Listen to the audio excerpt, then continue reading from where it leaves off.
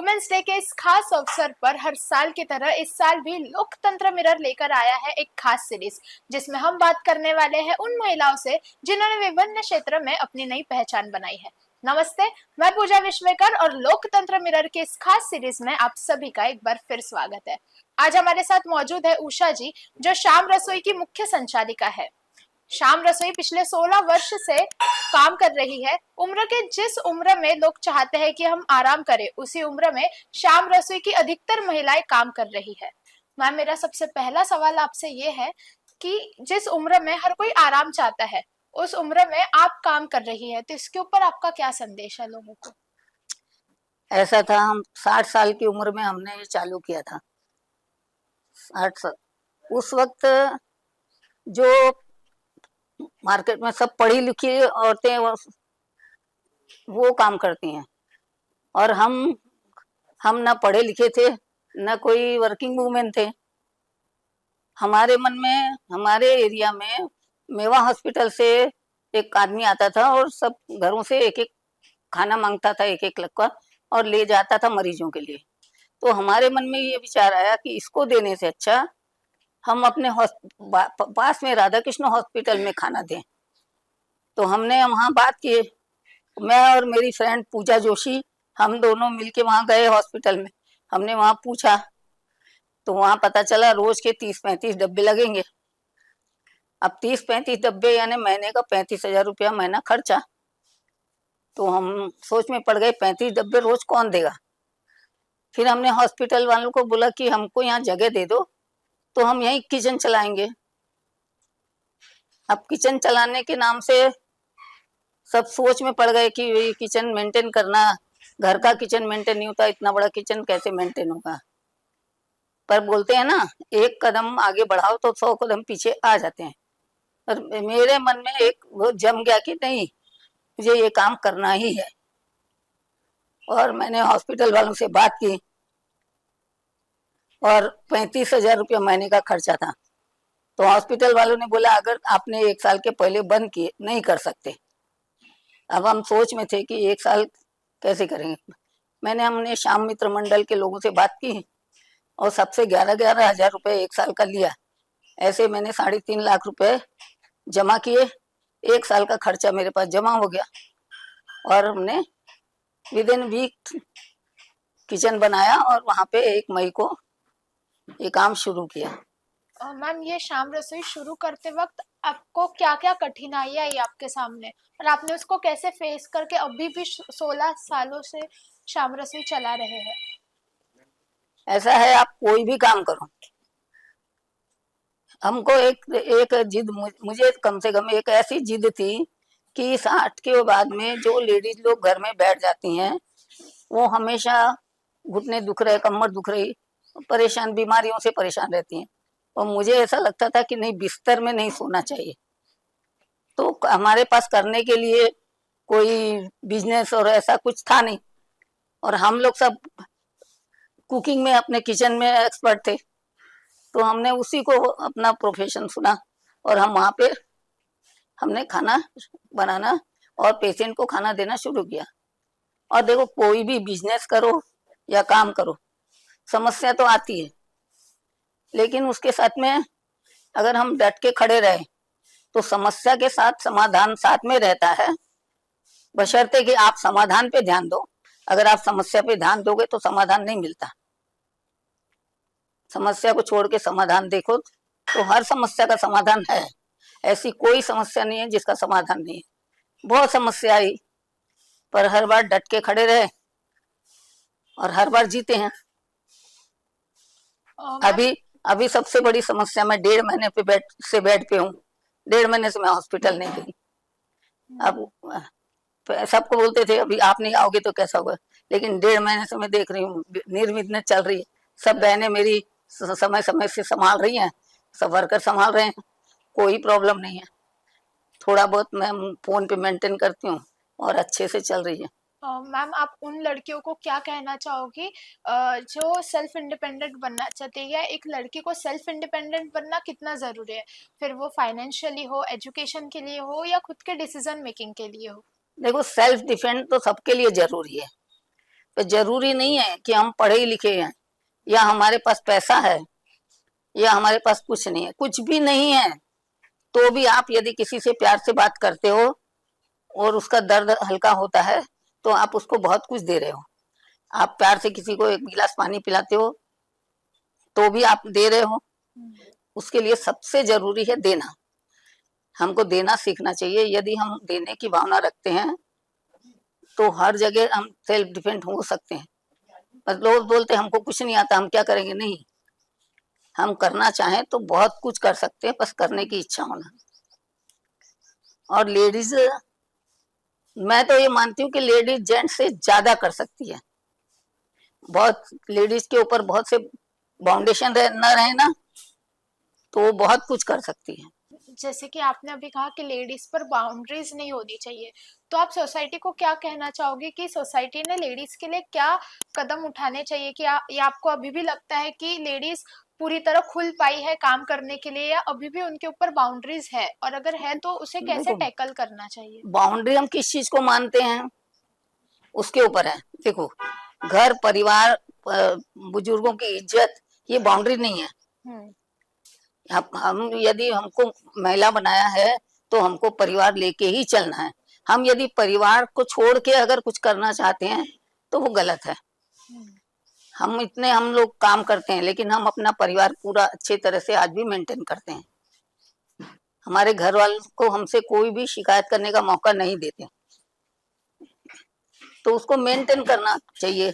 घर और बाहर दोनों लेडीज को बोलते हैं, पर लेडीज को डबल जिम्मेदारी रहती है। यदि वो बाहर का करती है तो घर और बाहर दोनों को संभालना।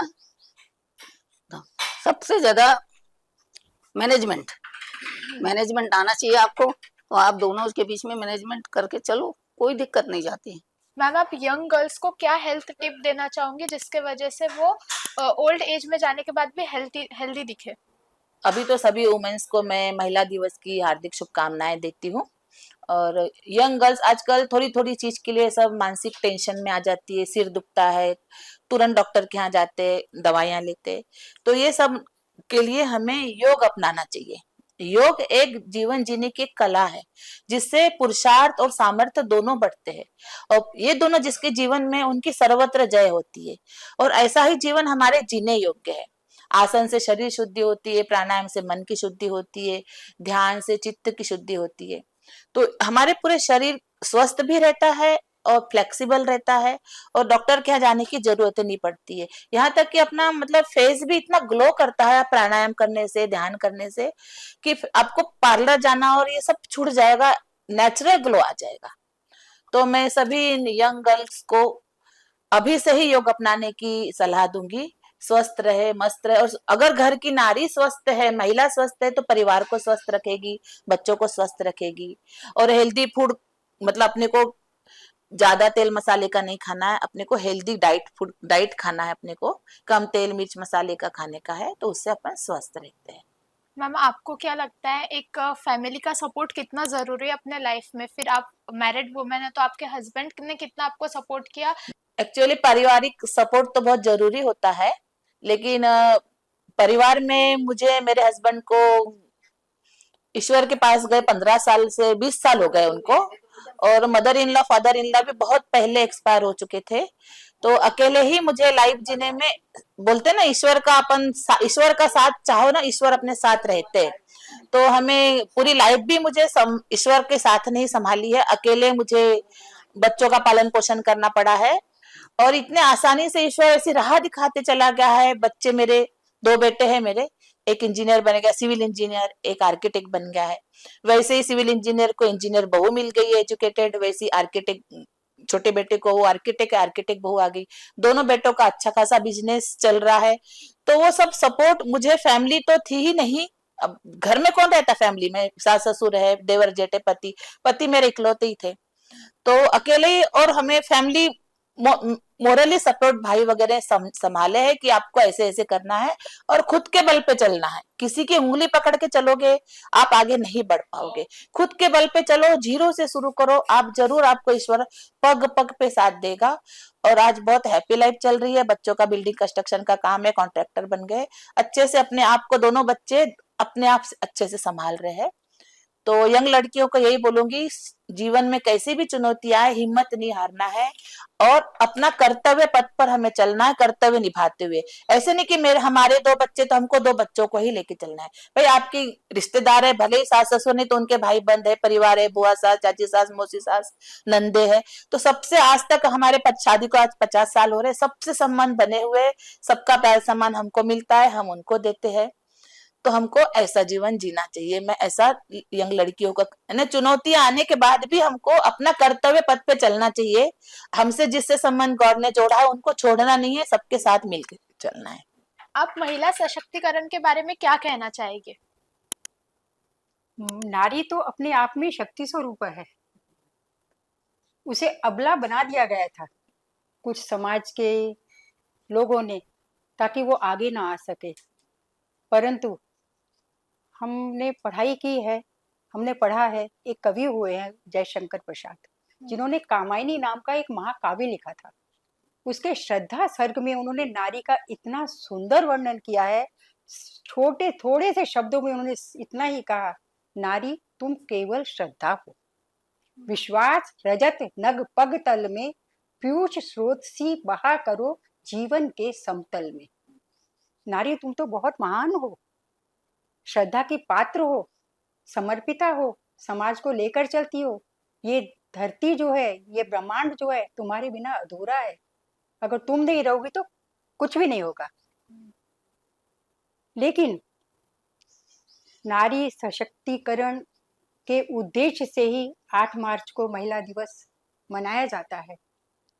हमें हमारे समाज में जो सशक्त महिलाएं हुई हैं उनसे सीखना चाहिए। हमारा आत्मबल और बढ़ता है उससे। ज्यादा दूर किताबों की बातें, तो किताबों में तो बहुत नारियों का, महिलाओं का वर्णन मिलता है हमें, लेकिन मेरे सामने तो साक्षात उदाहरण है 2। चंदा जाजू, जिन्हें मैं पिछले 35 साल से जानती हूँ और अपनी आंखों से देखा है। ऐसा भी नहीं है कि मैं उनके मुंह के सामने कुछ बात करती हूँ, पीछे भी करती हूँ। इन्होंने जितना जीवन में संघर्ष सहा है, वो एक धीरज, समर्पण, सामंजस्य और परिवार को लेकर कैसे चला जाता है, उसका एक साक्षात उदाहरण है, जो आज की युवा पीढ़ी के लिए, आज के बिखरते हुए समाज में एक एग्जाम्पल है। इन्होंने कितने कष्ट सहे हैं, उसे व्यक्त करते हुए हृदय एकदम दुखी हो जाता है। लेकिन जब उन्हें देखते हैं आज की स्थिति में, तो बहुत कुछ ऐसा लगता है कि इतना धीरज हमें भी, हमारे अंदर भी आना चाहिए, सभी में आना चाहिए। अगर हम समाज को आगे ले जाना चाहते हैं, अगर हम अपनी परंपराओं को निभाना चाहते हैं, अगर हम ऐसा कहते हैं कि हमारा समाज सशक्त बने, तो नारी से ही सीखना पड़ेगा। एक नारी ही दूसरी नारी को सिखा सकती है और एक नारी ही परिवार को आगे बढ़ा सकती है। आज बोलना तो नहीं चाहिए, हम कहते हैं कि सेल्फ डिपेंडेंट होना चाहिए। शिक्षा के बगैर हम सब अधूरे हैं। नारी कमजोर क्यों थी? क्योंकि उसे पढ़ने नहीं दिया जाता था। आप बैकग्राउंड में जाइए तो आपको पता चलेगा कि आज हम मंदिरों में हनुमान चालीसा पढ़ते हैं। आज से सिर्फ 50 साल पहले की मेरी अपने बिहार में, मैं रही हूँ झारखंड में, नारियों को मंदिर, हनुमान जी का मंदिर नहीं जाने देते थे। हनुमान चालीसा तो पढ़ने नहीं देते। क्यों? पीछे एक लॉजिक था कि हनुमान जी तो ब्रह्मचारी है। पर आज ऐसी स्थिति नहीं है, आज शिक्षा है। लेकिन शिक्षित होने का मतलब सिर्फ डिग्रियां नहीं होता। शिक्षित होने का मतलब होता है हम अंदर कुछ ऐसे गुण पैदा करें कि समाज की तरक्की के लिए क्या किया जा सकता है, उस पर विचार करें। और मेरी इन दोनों बहनों से चंदा जाजू, लक्ष्मी आर्या, ये तो साक्षात एग्जाम्पल है। इन्होंने कितने कष्ट सहे हैं और हमने देखे हैं इनके कष्टों को, और आज ये कितनी सुखी हैं। तो हमें इनसे शक्ति प्राप्त करनी चाहिए, इनकी तरफ देखना चाहिए, तब हमको भी। सिंगल मदर, लोग कहते हैं कि सिंगल मदर को कितनी कठिनाइयों का सामना करना पड़ता है, वो वही जानती है। कैसी कठिनाइयां मालूम है?